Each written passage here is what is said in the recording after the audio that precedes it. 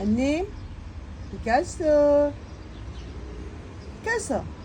Aşkım. Hani benim oğlum neredeymiş? Picasso. Picasso. Oğlum. Pamuğum benim. Annesinin bir tanesi bu.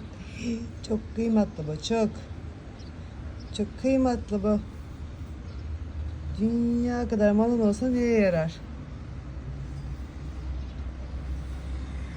Bir kedin olmadıktan sonra.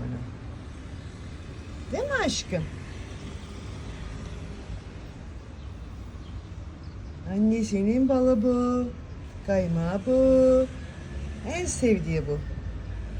Allah'ım. Benim yanaklarım, bal yanağım, bu bal yanağım. Allah'ım. Ölürüm ben sana.